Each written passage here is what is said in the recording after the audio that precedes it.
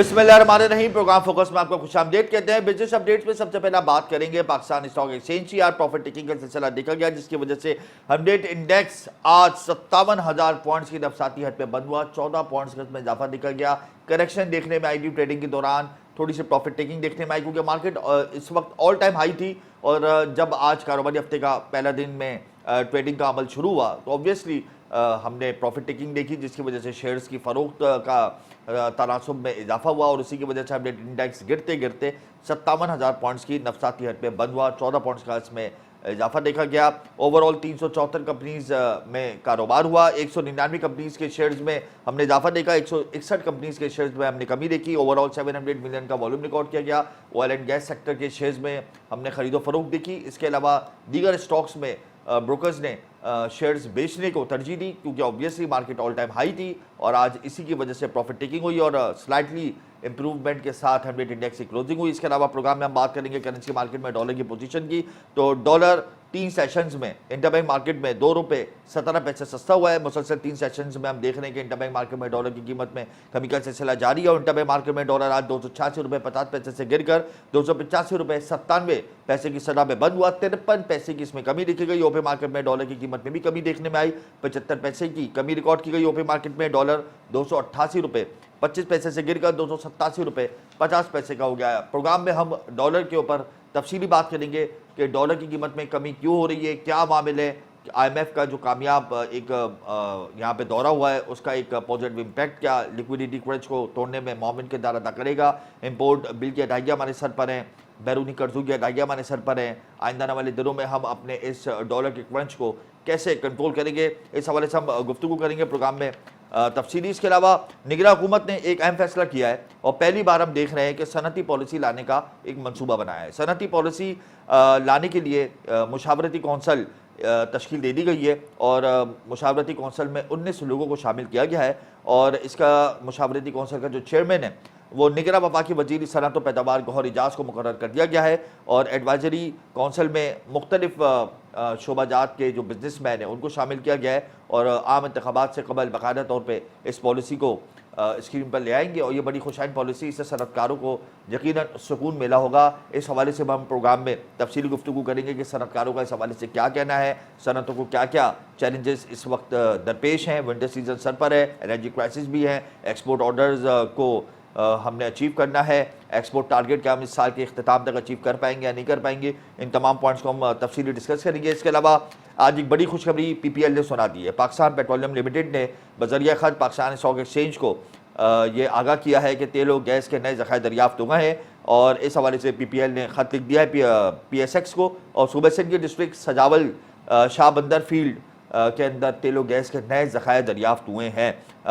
Gas के जो ज़खायर दरियाफ्त हुए हैं उनकी तादाद मैं आपको बता दूं कि 13.69 मिलियन मकफ़िट गैस दरियाफ्त हुई है और यौमिया 236 बैरल हमें तेल वहाँ से मिलेगा और इससे हम तवानाई के बहरान पर काफ़ी हद तक कमी ला सकेंगे और ये बड़ी खुशहाल बात है। और PPL ने मरी petroleum limited, government holding private limited और सिंध एनर्जी होल्डिंग कंपनी के ताउन से नए ज़खायर दरियाफ्त किए हैं और ये दूसरी बार उसी मुकाम से नए ज़खायर दरियाफ्त हुए हैं तेल और गैस के। ये बड़ी खुशहाल बात है। इसके अलावा मुल्क भर में सोने की कीमत में इस्तेहकाम देखने में आया है। फ़ी तोला सोना 2,15,100 रुपये पर मुस्तहकम है। 10 ग्राम सोना 1,84,414 रुपये पर बरकरार है और इंटरनेशनल मार्केट में डॉलर में $2 की कमी हुई है, जिसके बाद फ़ी ऑन सोना $1999 पर आ गया है, क्योंकि यहाँ पे डॉलर कम हुआ है और इंटरनेशनल मार्केट में भी सोने की कीमत कम हुई है तो अनचेंज रही है सोने की कीमत। इसके अलावा मैं आपको प्रोग्राम में बताऊँगा कि मोबाइल फ़ोन इम्पोर्ट में रिकॉर्ड इजाफा हुआ है और स्टेट बैंक ने इस हवाले से अदाद शुमार जारी कर दिए हैं। रवा साल 4 माह में यानी माली साल 2023-2024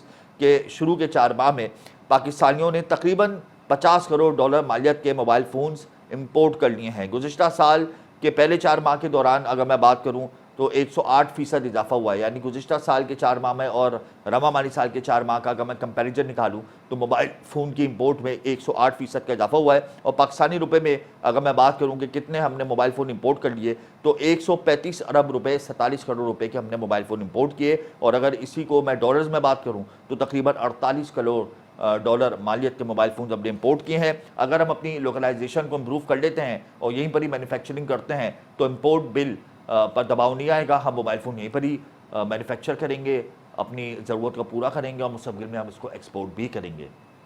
प्रोग्राम में मैं एनर्जी के क्राइसिस के हवाले से बात करूंगा, जो सनतों को इस वक्त उनको मसाइल का सामना है। उसके बाद जो एक मुशावरती कौंसल बनाई है इन्वेस्टलाइजेशन के लिए। इसके अलावा फिर डॉलर की पैरिटी और रुपये की जो पैरिटी डिस्टर्ब हो गई थी और अब थोड़ी बेहतर होना शुरू हो गई है, इस हवाले से हम तफसीली बात करेंगे। लेकिन यहाँ वक्त थोड़े ब्रेक का, आप हमारे साथ रहिएगा।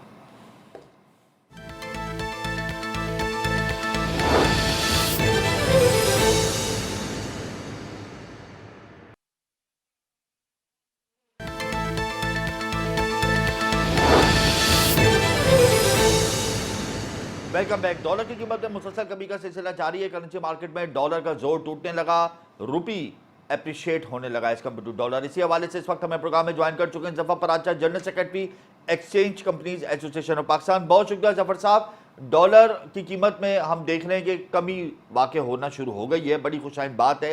लेकिन जब IMF की टीम पाकिस्तान में थी तो डॉलर ऊपर क्यों जा रहा था और अब कमी क्यों हो रही है?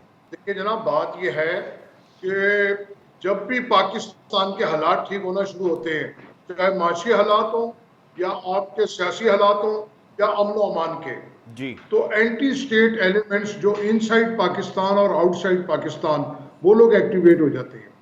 तो हमने ये देखा कि जब हमारे हालात ठीक हुए और डॉलर नीचे जा रहा था रोज, तो जो हमारे एंटी स्टेट एलिमेंट्स हैं और हमारे सो कॉल्ड जो एनालाइज करते हैं चीज़ों का, तो उन्होंने कहना शुरू कर दिया कि जी डॉलर जो है 330 रुपए पे चला जाएगा। और उसमें कुछ बैंक्स भी शामिल थे और उन्होंने एक सेंटीमेंट्स बनाया और उसकी वजह से एक्सपोर्टर जो है ना सेल करने से रुक गए और इम्पोर्टर्स जो नहीं ले रहे थे वो भी अचानक माल खरीदने के लिए निकल आए। तो ये सब आर्टिफिशियल मार्केट थी। और उसके साथ साथ उन्होंने IMF का जवाब बनाया कि IMF आ गया है और ये हो जाएगा, अभी वो हो जाएगा। तो मैंने आपके प्रोग्राम में उस वक्त भी कहा था कि ये सिर्फ और सिर्फ स्पेकुलेशन और मैनिपुलेशन है और IMF का प्रोग्राम क्योंकि बहुत जल्दी के साथ आपका बहाल हो जाएगा, ऐसे जो आपका स्टाफ लेवल एग्रीमेंट है। वो उसकी वजह ये थी कि हमने तमाम टारगेट्स पूरे किए थे जी, और जो एग्रीमेंट था, जो उनका जो विजिट था पाकिस्तान में, वो इन टाइम था और इस दफ़ा वो खुद ही आए थे एज पर रूटीन। ये नहीं था कि पहले की तरह लेट हुआ और वो हमको जेनेवा जाना पड़ रहा हो या हमारे प्राइम मिनिस्टर को कहना पड़ रहा हो। और उसके साथ साथ जो जितने भी फाइनेंशियल हमारे क्रीडेंशियल्स थे वो बेहतरीन थे। हमारी एक्सपोर्ट बढ़ी, हमारी रेमिटेंस बढ़ी, हमारा जो LSM है वो बढ़ा, महंगाई कम हुई। खास तौर पे जो हमारे आर्मी चीफ ने जो एडमिनिस्ट्रेटिव मेजर्स लिए और उनकी टीम ने, उसके रिजल्ट शायद बड़े पॉजिटिव। डॉलर आपने देखा ओपन मार्केट में या ग्रे मार्केट में तकरीबन 50 रुपए कम हुआ था और इंटरबैंक के अंदर 30 रुपए कम हुआ। फिर उसके साथ साथ हर चीज की कीमतों में कमी वाक़ई हुई और जो ट्रेड बेस्ड स्मगलिंग थी उसको कंट्रोल किया गया, ट्रेड बेस्ड जो मनी लॉन्ड्रिंग थी उसको कंट्रोल किया गया। अफगान ट्रांजिट पहली दफा हमने उसके ऊपर 10% सर्विस चार्जेस लगाए और 200 के करीब हमने आइटम कम किए और उसके साथ साथ उनको कहा आपको बैंक गारंटी देनी होगी। तो इन चीज़ों से बड़ा फर्क आया। फिर आपके गंदम, चावल, चीनी, घी, हर चीज़ के दाम कम हुए, खाद के, मैन्युफैक्चरिंग आइटम के दाम कम हुए। तो ये सब चीज़ों को जो एंटी स्टेट लोग हैं उनको ये एक आंख नहीं भाती चीज़ें। लेकिन अल्लाह का शुक्र है कि हमारा LSA भी हो गया है और जो हमारे बाकी दीगर एशियन डेवलपमेंट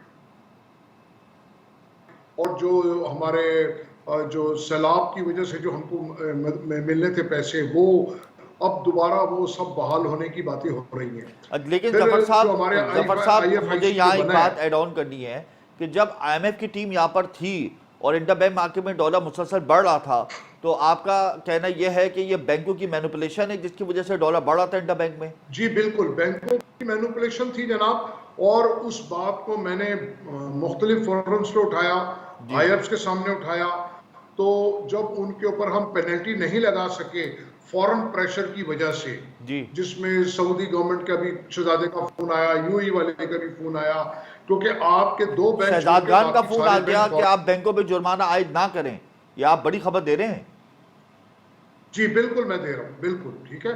तो अब फिर जब उनका रेगुलेटर ये काम नहीं कर पाया प्रेशर में आके, तो अब गवर्नमेंट ने उनके ऊपर विंडफॉल टैक्स लगा दिया 40%। वो इसलिए लगाया कि उनके जो प्रॉफिट्स हैं वो दुगने से ज्यादा है फॉरेन एक्सचेंज के, और जी, ये नेट प्रॉफिट्स हैं। अगर अगर आप आईएमएफ ग्रॉस ना प्रॉफिट कहती तो ये देखेंगे, टैक्स आयद ना होता जफर साहब। जी बिल्कुल नहीं होता, क्योंकि आईएमएफ को नजर आ रहा है कि सारी की सारी मैनिपुलेशन इसमें की गई है और बहुत बड़े लेवल पे की गई।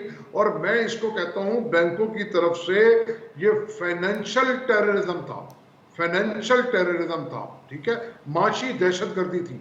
जब हमारा मुल्क परेशानी में था तो इन्होंने हमारे रुपए की बेकदरी की, कभी 20 रुपए कम, कभी 30 रुपए ऊपर, कभी 40 रुपए, और अभी भी ये लोग कह रहे थे कि ये 330 रुपए चला जाएगा। तो अल्लाह का शुक्र है कि वापसी की तरफ सफर शुरू हो गया है, और जी, एडमिनिस्ट्रेटिव मेजर्स अगर ऐसे ही रहे तो इंशाल्लाह आप देखेंगे कि डॉलर 260-70 रुपए पे आ जाएगा। अच्छा जफर वो साहब, कि हम पे प्रेशर्स अगर बहुत है कमर्शियल बैंक ये किरदार अदा कर रहे हैं अभी भी, मैनिपुलेशन करके करेंसी को डिवैल्यूएशन कर रहे हैं, कभी उसकी प्राइस ऊपर कर रहे हैं, तो स्टेट बैंक क्या कर रहा है? स्टेट बैंक इतना डिसेंट्रलाइज क्यों है? देखिए बात यह है कि स्टेट बैंक अपना काम कर रहा है, लेकिन यहाँ पे हर हर बात की, हर इदारे की अपनी एक लिमिट है। तो वो जब लिमिट से बाहर होने लग पड़ती है तो चीजें रुक जाती हैं। अब जैसे मैंने आपसे कहा कि शहजाद खान के फोन आ गए, तो वहां पे फिर ऊपर से अगर स्टेट बैंक को कह दिया जाए आपने काम नहीं करना, तो वो क्या करेंगे? तो तो हर की एक तो लिमिट इस है ना। तरीके से तो हमारा ट्रेड साइकिल, हमारा करेंसी का जो साइकिल है वो तो हमेशा डिस्टर्ब ही रहेगा, क्योंकि लोगों की इंटरफेरेंस हो जाती है और जिसकी वजह से हमारे मौसमी मसाइल बढ़ते जाएंगे। जी देखिए बिल्कुल यही बात है, लेकिन जो आगे माशी मसाइल बढ़ने की बात है, मुझे लगता है अब नहीं बढ़ेंगे, क्योंकि चीजें अब ओपन होती जा रही हैं। जी, अब जो आपका मीडिया है, सोशल मीडिया है, अब बातें छुपती नहीं है। जैसे कि आईएमएफ को पता लगा, उसने कहा भाई इसको टैक्स लगाओ, जी, तो ये भी एक हकीकत है ना। और हम बिल्कुल, लोग भी आपके तवज्जुह से, और आपके तवज्जुह से भी, और बिलवास्ता और बिला वास्ता हम उनको ये बातें आगे पहुंचाते हैं। तो हर हम, और सिर्फ हम ही नहीं, लाखों पाकिस्तानी, करोड़ों पाकिस्तानी जो दर्द दिल रखते हैं और जो इन मसाइल का शिकार हैं, वो भी अपने अपने तरीके से चीज़ों को हाईलाइट करते हैं। तो अब मैं समझता हूँ कि अब क्योंकि दुनिया ग्लोबल विलेज है तो बातें छुपना मुश्किल है, और आगे भी मैं समझता हूँ कि हालात अच्छे रहेंगे ओवरऑल, क्योंकि चीज़ें जो है ना अब हमारे यहाँ क्लैरिटी की तरफ जा रही हैं और अच्छा, आवाम में भी शऊर है। सही है। जफर साहब, जो साबिक चेयरमैन एफबीआई शब्बत जैदी हैं, वो ये कहते हैं कि एक्सचेंज कंपनीज ने फाइनेंशियल टेररिज्म किया है, मैनिपुलेशन किया है, स्पेकुलेशन किया है, डॉलर की कीमत में अरबों डॉलर कमा दिए और अभी भी होल्डिंग करके रखा हुआ है। तो ये उनके जो इल्जामात है, इसको आप किस तनाजुर में देखते हैं? देखिए बात यह है, शब्बत जैदी साहब एक काबिल आदमी है, लेकिन मुझको लगता है कि आजकल उनकी इंफॉर्मेशन सही नहीं है, या वो किसी एजेंडे पे काम कर रहे हैं। बात यह है कि अब जो बैंक्स, जो जब वो खुद मौजूद थे एज चेयरमैन एफबीआई, तो जी, उनके ऊपर बहुत सारे इल्जामात हैं रिफंड के और बहुत सारी चीज़ों के, और सारी उम्र उन्होंने लोगों को टैक्स चोरी करना सिखाया है। तो अब मुझे ये लगता है कि वो किसी बाहर के एजेंडे पे काम कर रहे हैं। कभी पहले वो ये कहते थे कि पाकिस्तान डिफॉल्ट कर जाएगा, खुदा ना करे, जी, फिर आके वो ये अब कहते थे 330 रुपए हो जाएगा। तो अब जो बैंकों के ऊपर जो टैक्सेस लगे हैं, वो तो सब चीज सामने आ गई है। कभी वो ये कहते हैं कि दुनिया में कहीं एक्सचेंज कंपनी नहीं है सिवाय पाकिस्तान के, जबकि कौन सा ऐसा मुल्क है जहां पे एक्सचेंज कंपनीज नहीं है। तो अब वो फिर, मुझे नहीं पता कि वो किस एजेंडे पे काम कर रहे हैं, लेकिन एंटी पाकिस्तान काम कर रहे हैं वो। तो मतलब या वो आप कह रहे हैं कि पीटीआई का शब्बर एजेंडा जैदी लेके चल रहा है। एंटी पाकिस्तान एजेंडे पर काम कर रहे हैं, या बड़ी खबर दे रहे हैं? जी बिल्कुल, मैं बात ये वसूख से कह रहा हूँ, सबूत से कह रहा हूँ, क्योंकि वो पहले कहते थे खुदा ना करे पाकिस्तान डिफॉल्ट कर जाएगा, अब वो ये कहते हैं कि 330 रुपए का हो जाएगा। कभी पिछले दिनों उन्होंने आर्टिकल लिखा। देखिए अव्वल तो ऐसी बात है नहीं, अगर ऐसी बात हो भी तो कोई अपना पेट नंगा नहीं करता। तो ये ऐसे मौके में जब आईएमएफ आया हुआ था, उनके आर्टिकल्स अखबारों में छपे हैं, और उन्होंने प्रिंट मीडिया में बैठ के ये बात कही है कि आप देखिए ये होगा, ये होगा, ये होगा। तो जब तक वो खुद थे तो सब चीज़ें ठीक थी, चेयरमैन एफबीआई, और जब उनको हटा दिया गया या अब उनको कोई ओहदा नहीं मिला, तो जी। वो मैं समझता हूँ अपनी एंजाइटी निकाल रहे हैं, मुल्क के साथ ज्यादती कर रहे हैं। अच्छा, तो ऐसा नहीं करना चाहिए। मुस्तकबिल में करेंसी मार्केट में डॉलर को कहाँ देख रहे हैं, क्या पोजीशन देख रहे हैं आप डॉलर की? देखिए जनाब, अगर एडमिनिस्ट्रेटिव मेजर्स रहे अपनी जगह, जो हैं, तो जी मैं 260 270 पे बहुत आसानी के साथ डॉलर को देख रहा हूं, क्योंकि कितने पहले अरसे कुछ में दिन देख रहे पहले हैं? हम 270 तकरीबन एक महीने के अंदर इंशाल्लाह एक माह में आप कह रहे हैं कि डॉलर 260 रुपए के आसपास आ जाएगा करेंसी मार्केट में? 270-60 के दरमियान इंशाल्लाह आ जाएगा। अच्छा, ये मुझे बताएं जफर साहब कि इंटरबैंक मार्केट को एक्सचेंज कंपनीज ने कितने डॉलर्स प्रोवाइड कर दिए? देखिए जी, अब तक हम 700 मिलियन डॉलर दे चुके हैं इंटरबैंक के कितने अंदर, और महीने में? IMF तकरीबन 2 महीने में जफर साहब 700 मिलियन आप डॉलर्स। जफर साहब ऐसा ऐसा नहीं लगता कि 2 माह में सिर्फ 700 मिलियन डॉलर्स प्रोवाइड करना ये काफ़ी कम नहीं थे? एक्सपेक्टेशन तो बिलियंस में की जा रही थी, आप लोगों ने मिलियंस में अभी तक प्रोवाइड किए हैं। नहीं, देखिए, कभी भी मैंने कभी भी नहीं कहा हम बिलियंस में दे सकते हैं। कहीं और से बात हुई हो तो मैंने हमेशा उसकी मुखालफत की है। देखिए, बात यह है, अगर हम देते हैं तकरीबन 500 मिलियन डॉलर महाना, 500 से 600-700, तो ये जो अभी दोबारा से जो मूव बनी ना और इंटरबैंक बढ़ना शुरू हुआ, तो जी हमारा जो साइज था वो कम रहा। सही। टारगेट हमारा 600 500-600 है महीने का, और पहले भी हम देते रहे, तो ये खासा बड़ा अमाउंट है। मैं आपको ये कहूंगा कि आप जो कह रहे हैं कम है, आप IMF के पास जो जा रहे हैं सिर्फ और सिर्फ 700 मिलियन डॉलर के लिए जा रहे हैं बिल्कुल अभी, ऐसे ही है। और उस 700 मिलियन डॉलर की जो कॉस्ट है वो मिनिमम 3000 मिलियन डॉलर है। आपने बिजली के रेट बढ़ाने हैं, गैस के रेट बढ़ाने हैं, टैक्सेस के रेट बढ़ाने हैं, और जिससे आपकी जो एक्सपोर्ट कम होनी है और आपके हर चीज की कॉस्ट बढ़नी है।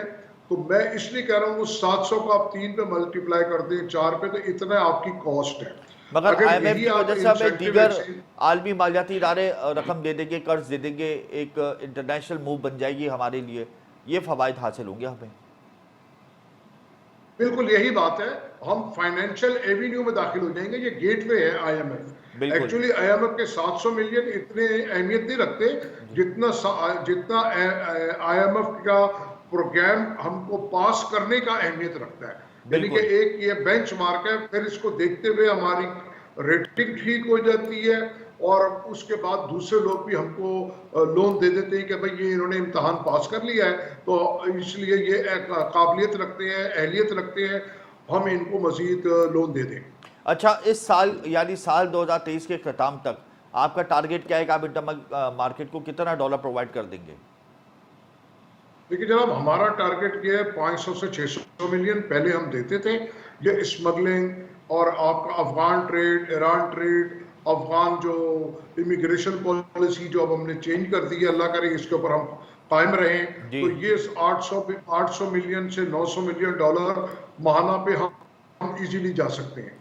बहुत शुक्रिया जफर साहब, आपने अब तक कीमती वक्त हमें दिया। इसमें कोई दो राय नहीं कि एक्सचेंज कंपनीज इंटरबैंक मार्केट को डॉलर्स प्रोवाइड कर रही हैं और मुस्तकबिल में मजीद डॉलर्स प्रोवाइड करेंगी ताकि लिक्विडिटी क्रंच को कंट्रोल किया जा सके। ताहम पॉलिसी जो बेहतर तरीके से बनाई जा रही हैं, अगर वो कायम रहती है मुस्तकबिल में, तो उसके मुस्बत असरात करेंसी मार्केट पर मुरतब होंगे। अगले सेशंस में हम गुफ्तगू करेंगे सनती पॉलिसी के हवाले से, जिसको स्क्रीन पर लाया जा रहा है। निगरान सेटअप ने एक बहुत अच्छा कदम उठाया है और सनती पॉलिसी का ऐलान करने जा रही है, और ये सनती पॉलिसी हमारे इंडस्ट्रियल सेक्टर को काफ़ी तकवीत देगी। इस हवाले से हम तफसीली बात करेंगे, लेकिन यह वक्त तो एक ब्रेक का, आप हमारे साथ रहिएगा।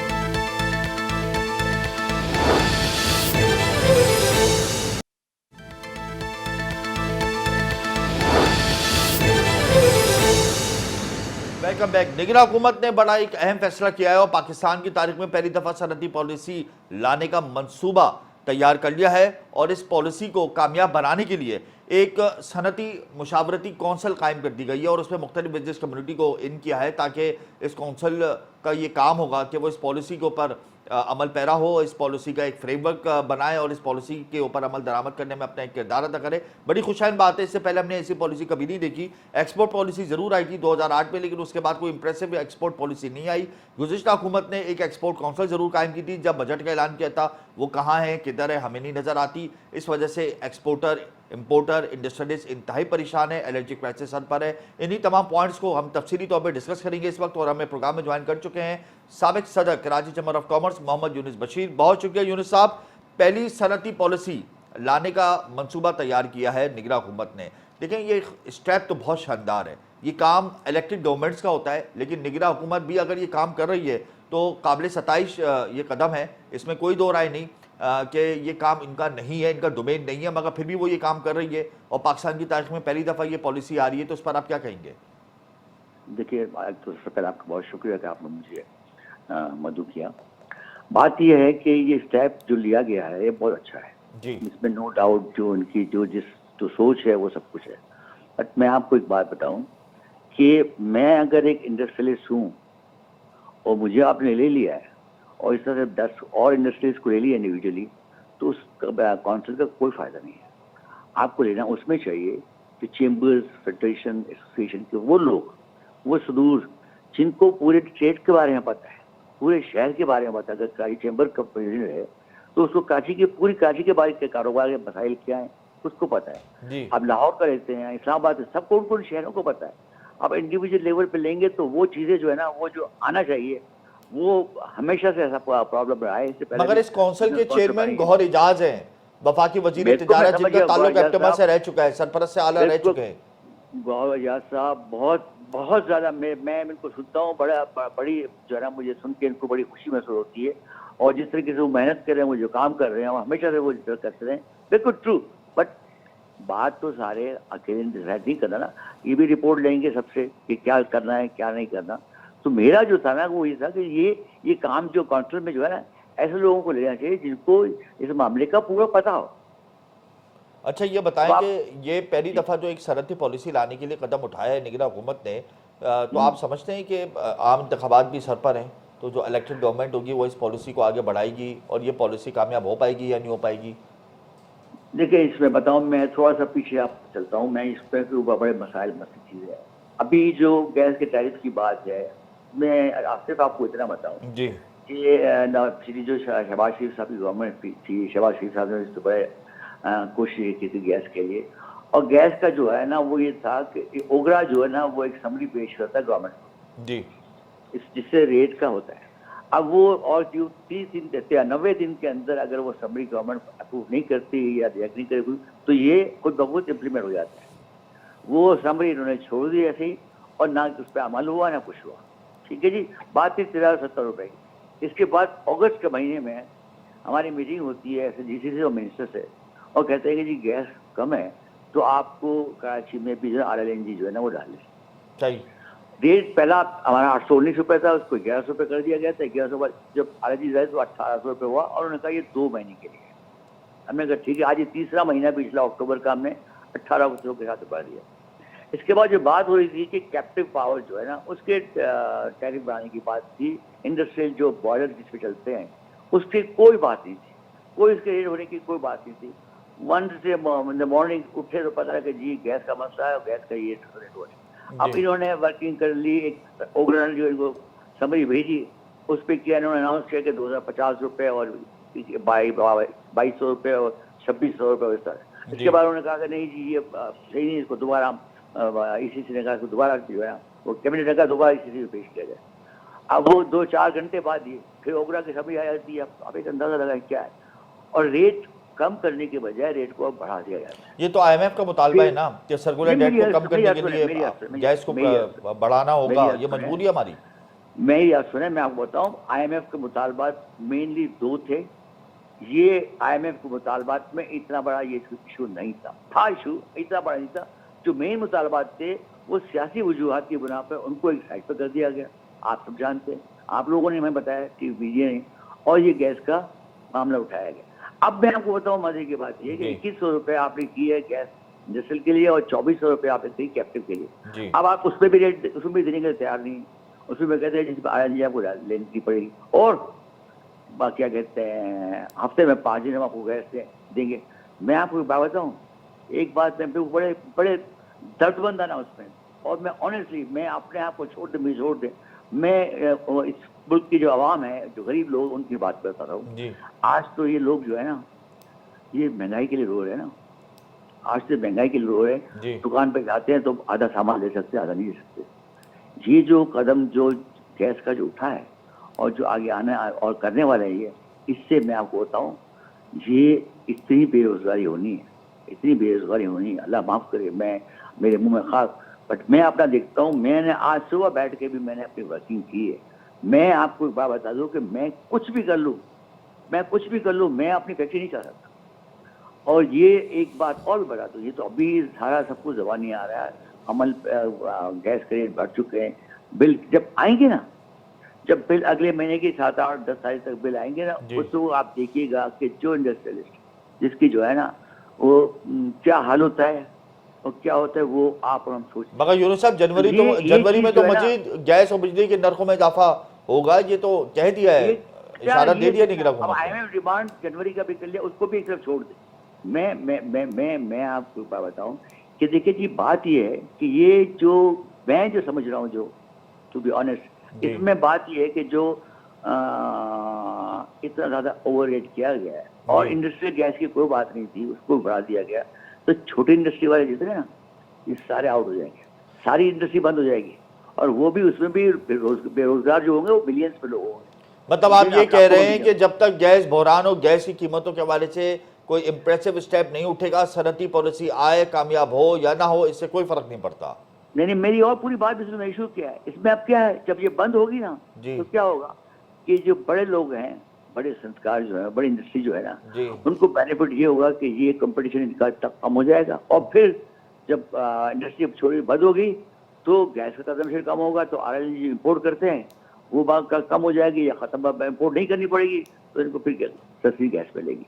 ये सारी चीजें जो है ना, ये अपने जाती मफादात को देखते हुए फैसले किए गए। कौन जाती मफादात को देख रहा है? कौन जाती मफादात को देख रहा मशवरे है? जो दिए गए हैं वो नहीं। जाती अपने आप को देख कौन के दिए कौन गए। ये कौन है ये तबका? हमारे ये देखिए, मेरी अर्थ सुने, ये गवर्नमेंट को इतना नहीं पता होता हर चीज का। नहीं, गवर्नमेंट को कैसा पता नहीं होता? इस वक्त आपके जो मिनिस्टर हैं वो गौहर एजाज खुद बिजनेसमैन है, टेक्सटाइल सेक्टर से उनका ताल्लुक है। आप कह रहे मतलब कैसे गवर्नमेंट को पता नहीं होता? सारी कैलकुलेशंस हैं उनके पास, उस कैलकुलेशन को सामने रखते ही तो वो स्टेप्स उठा रहे हैं। आप मैं आपको बात बताऊं, आप मार्केटों में चले जाए, जी। छोटे दुकानदार से लेके बड़े ब्रांड तक, आप उनकी सेल मालूम करें क्या है।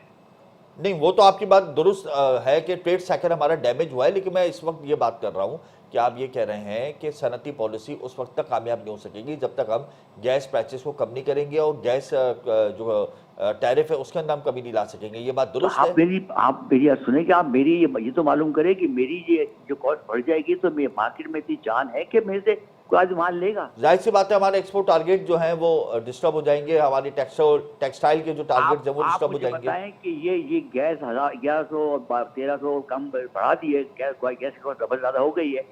जब पुरानी थी 1100 रुपए थी, उससे आपकी एक्सपोर्ट डाउन हो रही थी, आपके पास ऑर्डर नहीं थे, पूरी कैपेसिटी में इंडस्ट्री चली थी, ऑर्डर नहीं थे, तो अब ये जो गैस की कीमत डबल हो गई है, डबल से ज्यादा, तो और आप यानी सनतकारों ने नकारा बजा दिया है कि एक्सपोर्ट टारगेट हम अचीव नहीं कर पाएंगे। ये बात दुरुस्त है? कैसे मुझे मैं 2-4 वाली बात करता हूँ, मैं और ज्यादा बात नहीं करता। मैं मिनिस्टर लेवल तक की मैं इतना बड़ा आदमी, मैं तो कारोबारी आदमी हूँ।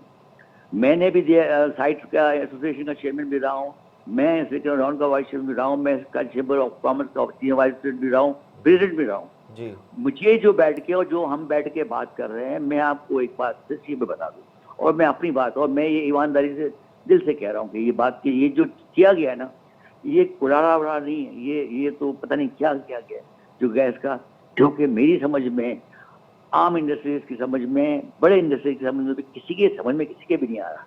बहुत शुक्रिया यूनुस साहब, बहुत शुक्रिया यूनुस साहब, आपने अपना कीमती वक्त हमें दिया। इसमें कोई दो राय नहीं कि गैस प्राइसेस ने और गैस क्राइसिस ने, यानी प्राइसेस और क्राइसिस, इन दोनों ने सनतों को डैमेज कर दिया, बहुत बुरी तरीके से डैमेज कर दिया। अब कोई भी पॉलिसी बनती है, काउंसिल बनती है, वो इम्प्लीमेंट अगर करती है और स्टेप्स उठाती है, तो वो सारे स्टेप्स फ़ायदा नहीं पहुंचाएंगे जब तक आप गैस की प्राइसेस को, गैस के प्राइसेस को मैनेज ना कर लें। ये बड़ी अच्छी बात कही है उन्होंने कि अगर गैस का शॉर्टफॉल दूर नहीं किया और गैस प्राइसेस की कीमतों में नज़रसानी नहीं की तो एक्सपोर्ट के टारगेट हम मिस करेंगे। ये अलार्मिंग सिचुएशन है, सरकारों ने नकारा बजा दिया है। प्रोग्राम का सिलसिला जारी रहेगा और ये टॉपिक भी हम कंटिन्यू करेंगे, लेकिन यह वक्त तो एक ब्रेक का, हमारे साथ रहिएगा।